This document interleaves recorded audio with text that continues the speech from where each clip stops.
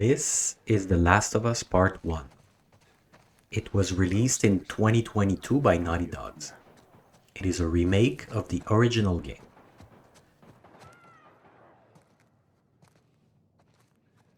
Just keep pushing forward.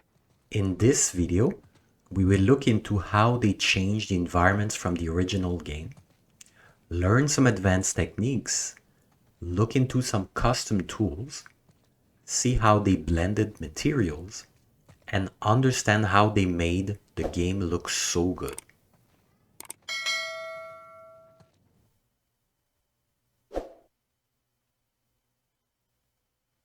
So first, we're going to look into the Baked-Bevel trim pipeline. So this was implemented by the principal environment artist, Matthew Trevelyan-Johns, and this is so interesting. So let's hear it from him. Before we look into it, let's understand what that is. So the trim pipeline.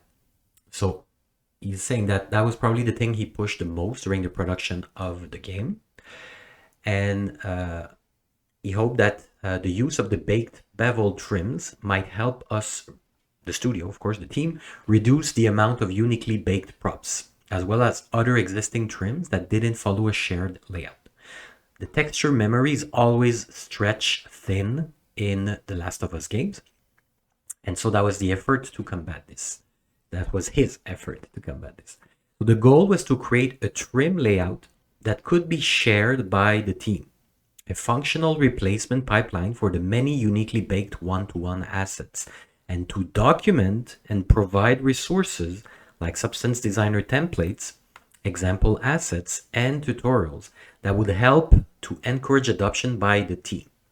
So this is very, very interesting. So I'm just skipping a little part here, and let's bring it right here. So he's very proud of the trim work, and he should be.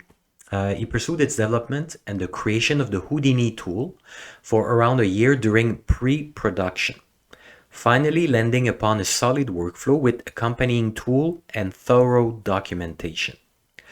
He also mentioned that this method is by no means new. Rather, it's quite an old technique. He first used it in a similar automatic trimming tool way back on the Lego Movie video game in 2014.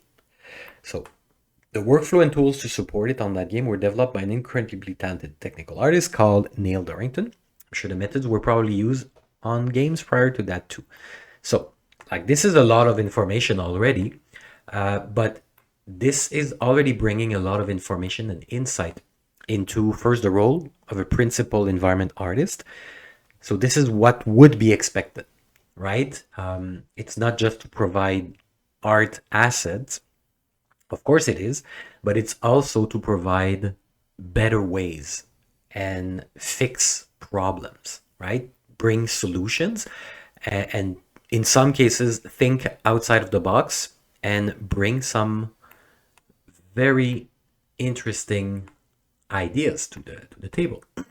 So here we have a bunch of assets, and we're just going to read a little bit, and we're going to see in a video in action exactly how that works. So and this one is from The Last of Us Part 2, but they were developed like around the same time, so the same pipeline was used. So found the texture memory was being eaten up by a number of small unique props each area contained. We wanted to replace some uniquely baked asset with a trim plus blending approach in order to help the team tackle this. So this is what it looks like. Okay, this is a very simple version, if you will. So first, the first part. First created a carefully measured set of high poly panels. When mapped at 512 pixels per meter, these sizes would fit most faces of our small props. Some duplicate sizes exist here to allow us to have additional trim details like grooves or rivets. So the principle, it's a trim sheet, but it's using bevels, and again, this is the simple version. Of course, you have some more baking information, probably some sculpting, but let's just read here. Using Substance Designer created a template material that would allow the team to plug in tileable textures and have all of the edge wear and texture details, as well as blend masks created for them. with room for additional tweaking. So this is really brilliant. Like, you understand that across a large team of artists, they can use wood in this case, they could use concrete, they could use metal, and they basically reuse so much of the foundation. And with the use of masks, which are usually not like super high res, you really help with the memory budget, right? So you can reuse so much of this that some assets are not using a custom normal map, they're using this trim. So that is really phenomenal. And this is really, really interesting. So in order for artists to visualize their baked level trim texture applied to assets, I created these test assets for use in Substance Designer. These are essential to ensure that additional normal details do not break the baked bevel angles. So you see these angles, these little guys here. The window frame is a very good example because it has many, different angles. And you see that from this trim sheet, you are already having pretty much all the details that you want.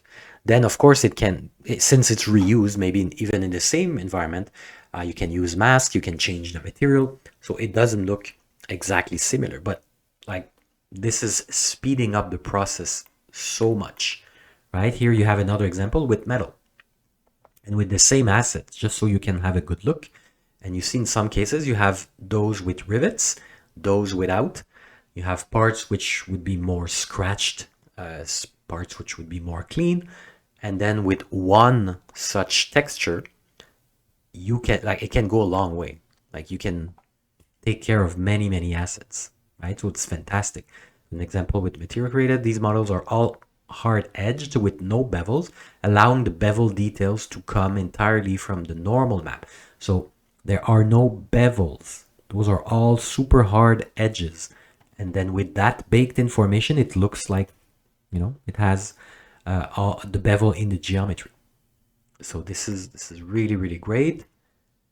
And here, to demonstrate the effectiveness of the baked level trim approach, he created the example assets like the food cart to show that baked bevels could replace most modeled bevels on an asset and could also present a great alternative to unique one-on-one bakes. So you see these, like, this is a very good example because this is the kind of asset you don't want to have super hard edges, but it actually does here, right? Like, it's all done with this technique. Like, I know the resolution of this image is not the greatest, but you can see, like, this doesn't have any chamfer or any bevel. It's a straight line here, there, and pretty much everywhere, right? There's a little bit more info, more geometry for the angle here, but I think this is a straight line too. So this is like working very, very well. This is a fantastic technique, and we're gonna take a look at this example, which is really, really telling.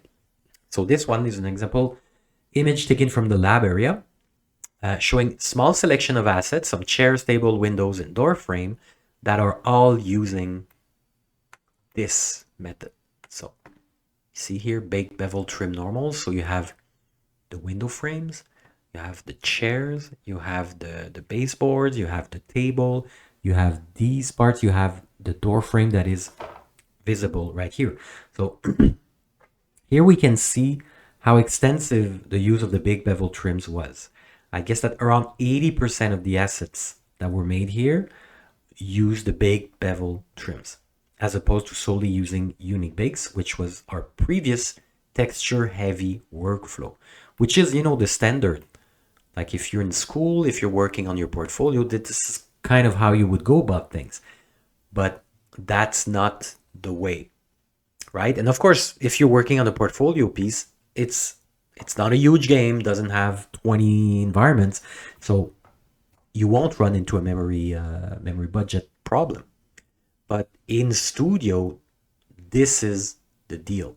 This is what you should be prepared for, right? So if you have not worked in a studio, this is not the method that everybody uses everywhere on every game. But this is the kind of philosophy that you should adopt, that you should be open to, right? So this is really, really great, and we are so happy and so lucky that this information is available to us. And you can put it to test, right, on a project. I mean, you don't need to do that and then apply to Naughty Dogs, because he mentioned that this is not exactly how they're using it now. But if you're researching such pipelines, that would be very smart, and that would be very interesting and good for your portfolio. Here in this video, we can see this pipeline in action. So essentially here we have an example with geometry, right? Those bevel made with geometry. So this is just to show how it works if it was mapped to the object, right? So that's a very good example. And we see those bevels, and then we will see an example when they are baked, how does this work? So with the next one, here is how it works. And you see, let me pause it right here. You see the geometry here? It's super hard edge. So this is a simple example that really shows it all, how this thing works, right? This is really, really amazing. So here we have the example of with and without, or like super clean, and then with the actual trim. So this is really great. It adds so much. And those, keep in mind that those are for simple props, right? They're not for hero props, not for vehicles or stuff like that. This is to drive this level of detail onto simple props across large environments filled with props. So it's doing a very good job. So here I will let the artist himself explain the pipeline. The doors were one of the many assets swapped from a baked workflow to the Baked-Bevel trim workflow. So here we can see the basic model with no Baked-Bevel trim normals. And now as I turn those on, you can really see how they affect the display of the surface of the door. So next we'd add things like the BRDF channels, color and roughness. And on top of there we'd add some wear and tear, which would be driven by the trim mask. Another layer that can be driven by the trim mask would be a paint layer, which can be obviously any color that we want. On top of there I would add some dust and dirt around the base, and then all of the assets that I created for the library would also have weather effects built into them. So here's an example. We have some ground moss, and finally we have some wetness as well, and these would just be added whenever the scene required it. Next, we are going to look into the work of Nestor Carpintero, and he is presenting the Tilesets.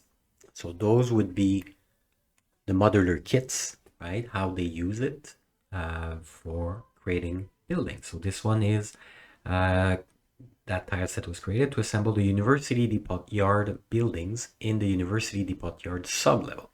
So here we can see one part, and very interestingly, you can see the variations on these parts, and also the curtains being handled differently. And this is very interesting. So you have one part here, then you have an assembled facade. Then we can take a look at the wireframe, how it looks like without the materials. And then you can see the final version in the game with, of course, a lot of other stuff, right? Like foliage, VFX, lighting, etc., etc., etc. So this is very, very cool.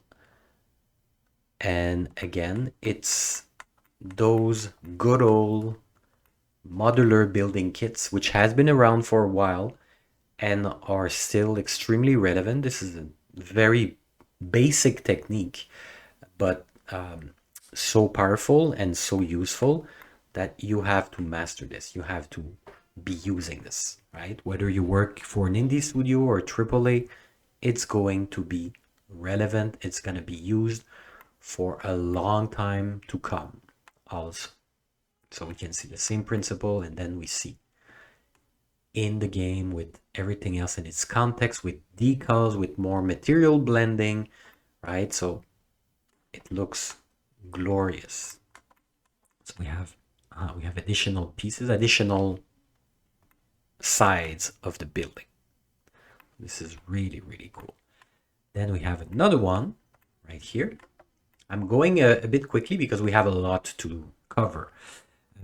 The Science Lab building hallway tile set. So this one, you can see the variation. You can see the same dimensions, but with variations, like in this case here. Those are different dimensions, and they have, like, this is a corner, right? So you can see it's has more geometry here. This has very thin geometry, so this is not a corner. So that's actually this one and this one. This is the difference, right? This is one side, like inside of the corridor or something like that, and those would be for corner pieces. So this is why you have different versions. And then this is always super interesting to see in their engine with the wireframe. You can see how it looks like, how they work. This is really great. Then you see without the material, and then you can appreciate those broken glass panels. They are done this way, right? They are done with, obviously, with geometry, and then they have a transparent material.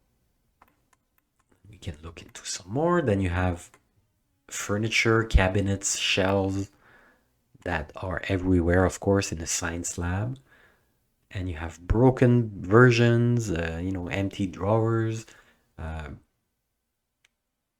hanging doors, and always, like, this is so beneficial for people looking to become professionals, right? To see all that information, put everything put in context. This is just fascinating. Then we have all the tables and desks. You can see how it's laid out. Of course, it's not, everything is not straight because this is storytelling in environment art, right? Like this is telling a story on its own.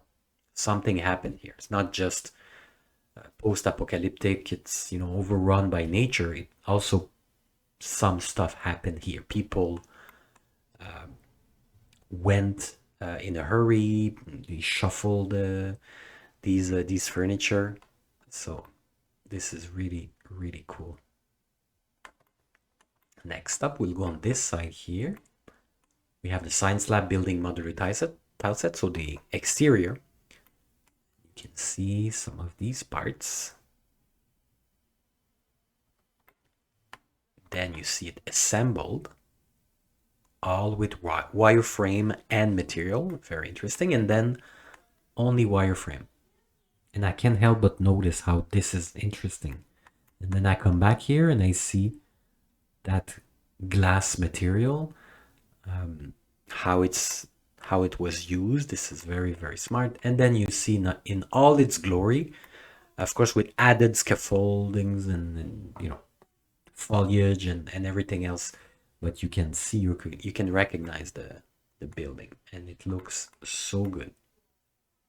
So you really see the behind the scene, right? Bit by bit, how it's been built. So we have this one. We have another one to look into, a big one actually here. The Plaza Yard Library interior tile set. So we have many parts. So we have those desks, those shelves, those bookshelves. We have those parts which are integrated in the walls, the arcades, stairs.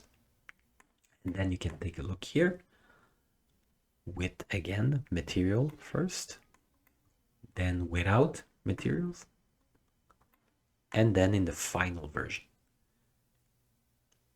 Which, it's, of course, there's many people working to make it look that good, but you can appreciate the work of the environment artist who did the tile set. And probably, I mean, it depends on the studio, on the production.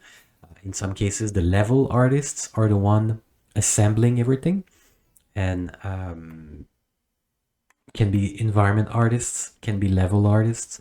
It really depends on the nature of the studio. It's always fascinating to look into singular pieces, and then when everything is assembled, that is so satisfying as an artist.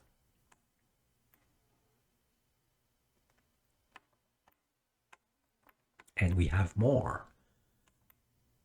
Wait, we have actually more here from the library. We have some additional pieces, some trims to go along the ceilings, and many different parts all around the interiors. We have another part here, and the version with the wireframe. And we will look into the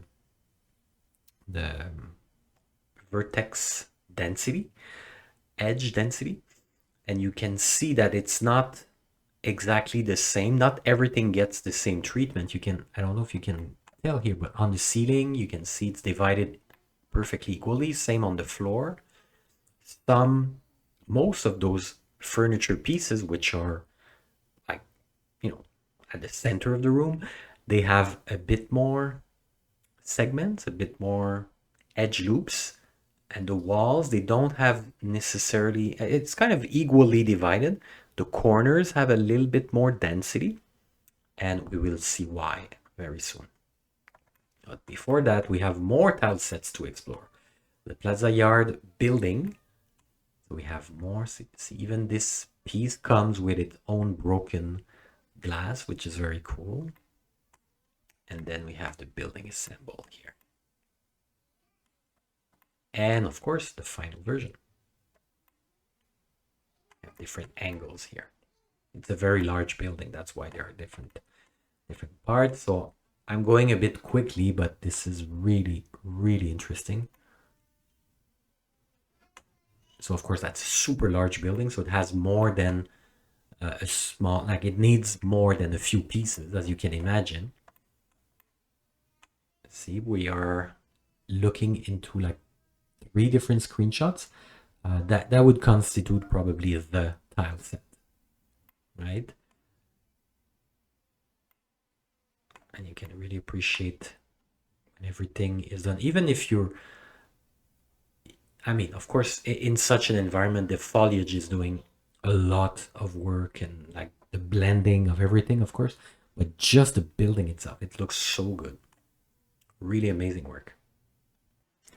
If you are interested in learning how to apply those techniques that we're covering while analyzing those games, I have created a class in which I show everything step by step. I show all the techniques, all the tricks. There are no time lapse, nothing is done off screen. And I take the time to explain what we do and why we do it. I show the best practices, and we are covering a small environment from A to Z. We are showing every single step of how it's done on a professional production. So if you are interested, check it out. There's the link in the description, and there's a discount available with the code provided.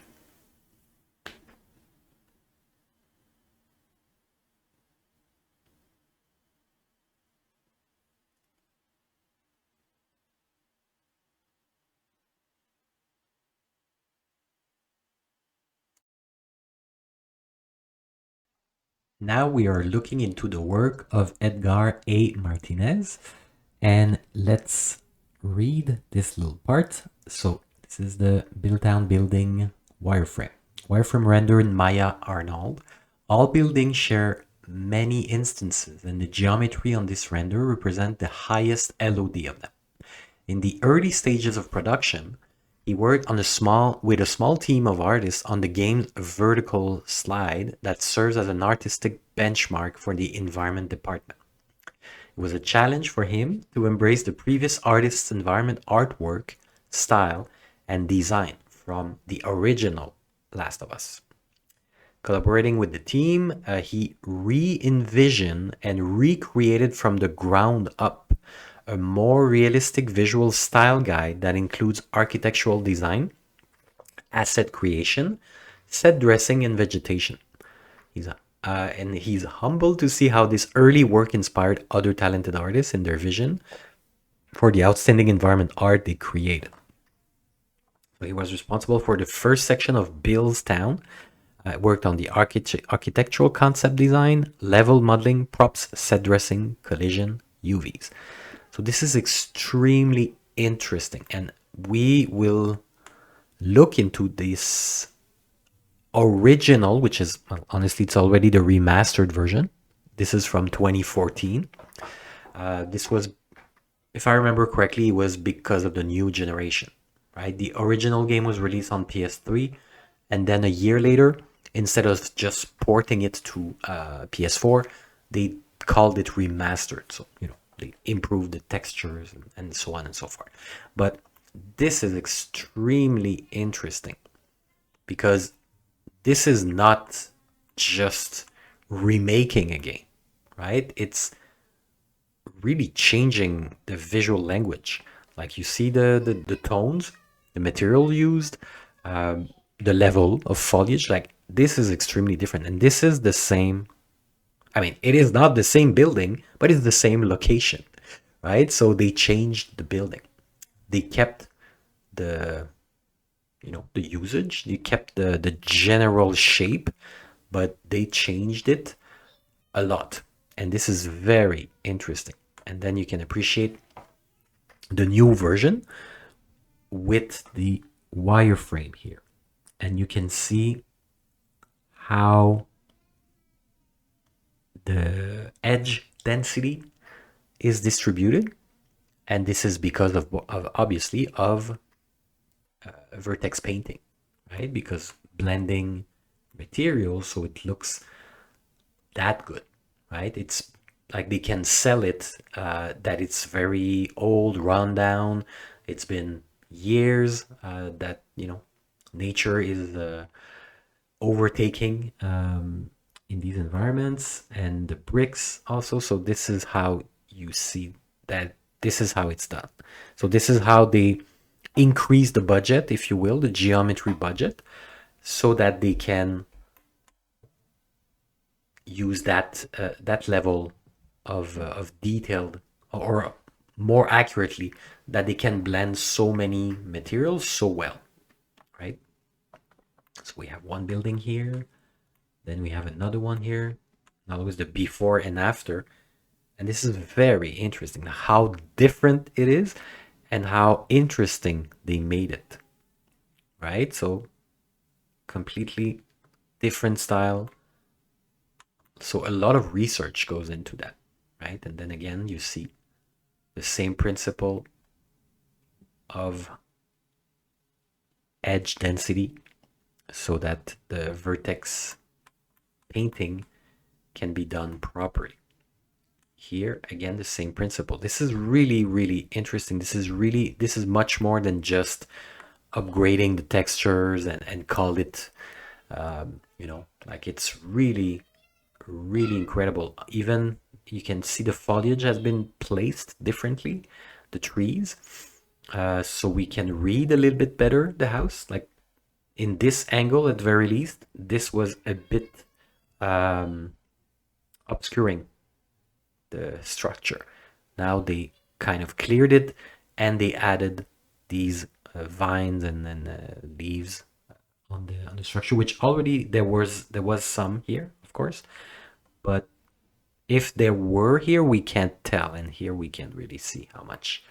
So now we can see the structure right here. This is this facade, yes, and this is the other side. Then we have a few more. Yeah, those before and after are really incredible. See the shape that was changed completely. If you ask me, this is an improvement. Every single one of them is a huge improvement. It's so much more interesting. Then you can see and you can learn from these things, right? So since we don't want any hard edges and we don't want anything uninteresting, or this corner, see, these corners were important, right? So we have modeled bricks here so that it's breaking the hard edges. But on this side, it's actually hard edge right here. I mean, it might be the normals might have been handled so that it's not super hard, but you know what I mean. There's no extruding geometry on this side. So here, it was not needed because it's inside, and it's not inside, it's still an exterior column, but it doesn't pop out, right? As much as this one does, because they are next to the door and like literally you can go there. This is kind of more blending with the wall and the facade of the building. So it was not needed to add any geometry here, but it was needed here on both sides, right? Why? Because it's right next to the door and the player will come from here and will go there. So both sides were needed. Here on this side, it was very important for the silhouette. And then see, they added a few here to add some details. So this is very interesting. There's so much to learn from those. You can see here, they did optimize those parts, but they needed those polygons so that they could, I don't know if we have a visual on this. We probably don't, but it's the same as here. So they have a different mapping. See, it's the same principle here, but we see it actually. We see it here, and it's the same principle here. Same here. So this is all meant to map bricks on the other axis, right? Here you have bricks laid out horizontally on the wall everywhere, and here it is going to be vertical or in a slight angle, or you know, some kind of a bent. It's not a straight line, but it's mapped differently. So this is used frequently, this technique, because nowadays geometry is not as, like, we're not as stingy.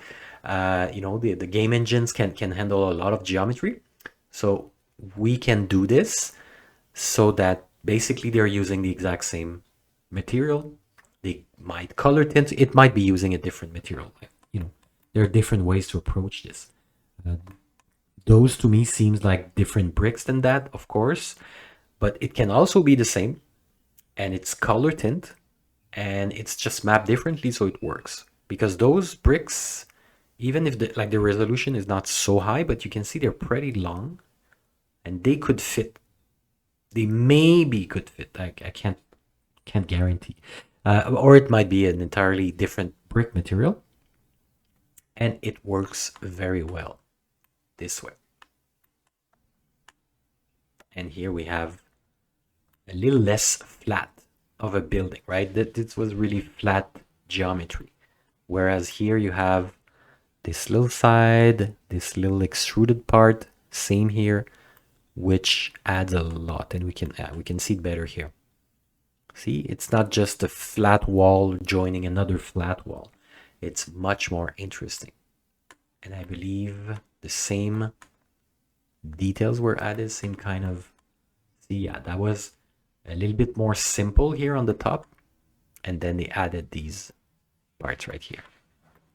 And we have the other angle, which is always so interesting. Another one, that was the original one. So that's interesting because this is a little bit more sticking to the original concept, but it is still quite improved, right? So you can see here, it's a little less flat on the bottom part, And the windows also, you can see the sill of the windows and the ornaments are a little bit more popping out. This was just, they just went for a different architectural style,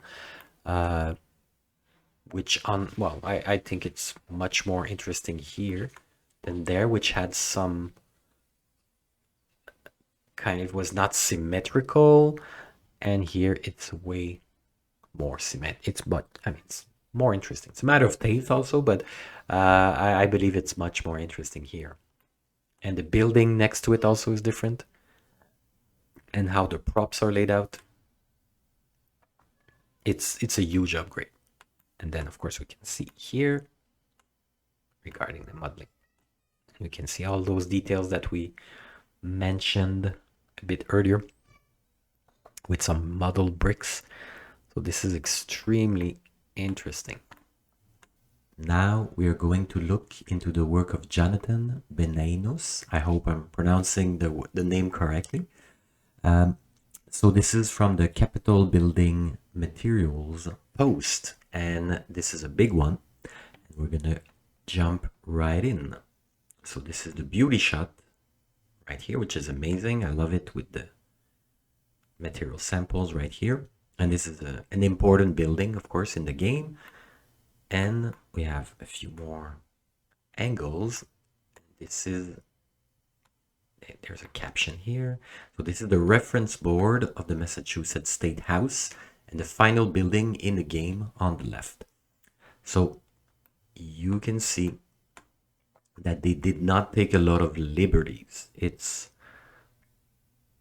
pretty much one-to-one, like even to the smallest details, to the little fence, the statues, like everything is how it is. And that was important because this was to ground the world of Last of Us in the real world, just of course push it in a post-apocalyptic state, but it's really based on the real thing. And I mean, this is a very complicated building to replicate, and they did a fantastic job. So we'll be looking into some details, and this is just so good. So it's very, very interesting. Also, they did not just replicate it, they did, but then they aged it, right? There's a lot of weathering, a lot of course, of foliage overgrowing. So it's a very interesting project, right, to jump into. The doors also, like, really everything is based on the real model, and then they made it their own. So this is very, very interesting. And then there are those Corinthian columns, which are, well, quite complex. So they are using a tileable material, and then this was done in ZBrush and baked, you know, high poly, low poly, traditional method, because honestly, I believe there was no other way, right? There was no other magic trick that they can pull off. But it looks really, really so good. And we're gonna look into some other parts, like all those iron fences. So material and asset breakdown of the gate and railings. Model in Maya, textured in Substance 3D Designer. The only geometry here is the frame of the door and the handrail. The rest is a texture made with Designer. So there is a little bit more of an explanation right here. So here, the artist used an opacity mask and a height map combined with some parallax occlusion mapping in the shader to fake the thickness of the ornate details. The only geometry here is the frame of the gate. So that is the only geometry, is the frame, and everything else that you can see here is the combination of those maps and with some parallax effects. So it's really, really, it was really successful because it looks like geometry. And, you know, there is I don't know that there would be a debate, but we could discuss, and as a team working on a project, the discussion could be like, okay, is it worth it to have a material with opacity using all those expensive shaders. Well, in some cases, yes, in some cases, no. But the decision was made that instead of having intricate modeling details, the shader would do the heavy lifting. So here we have another look at other types of ratings, and it looks really, really good. And here we have a render of those the material mostly used for the building. So of course the bricks, the golden dome, the golden plated brick or metallic structure, this one here, which is iconic. And of course in reality it's pretty clean, pretty, I wouldn't say new. I don't believe this is a new building, but I think it's been maintained very well. But in the game, of course, it had to be aged and weathered and look like this. So this is really, really good. So we can see it here in its clean form. Then we see the material that is using all those tricks. So this is for the solid frame, and this is for the ornate detail. And here we have a little bit more. So this is very interesting. So everything was done in the Substance Designer, and then using a complex shader, there could be the illusion of thickness and of 3D basically, right? While it's actually a 2D texture. So here we have I would say an exclusive look into their engine. So we see the artist doing some vertex painting, and this is very interesting to look into. When he's selecting the assets, you see the wireframe, and you can see that this is not super low poly.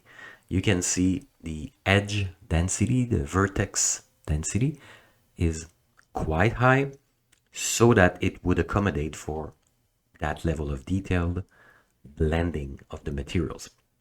So you see on the floor also with the leaves, and you can see the density of the vertices and the edges is quite high everywhere, and also it's consistent, it's equal, right, for each mesh.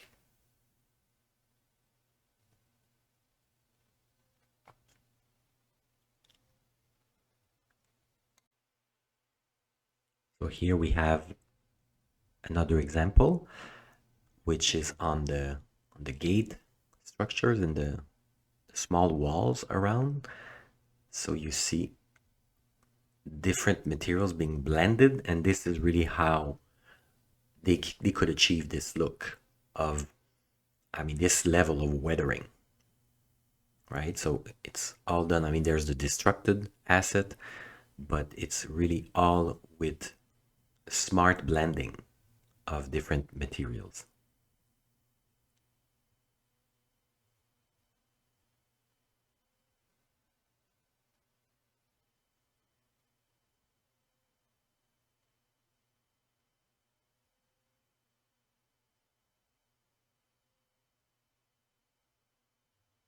So if you've made it this far into the video, know that there's going to be one more video on this very game, because there was just too much information.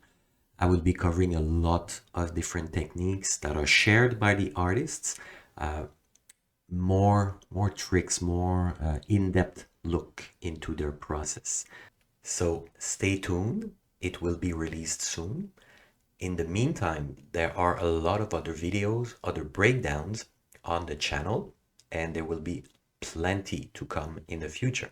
So give the video a like, subscribe, and stay tuned.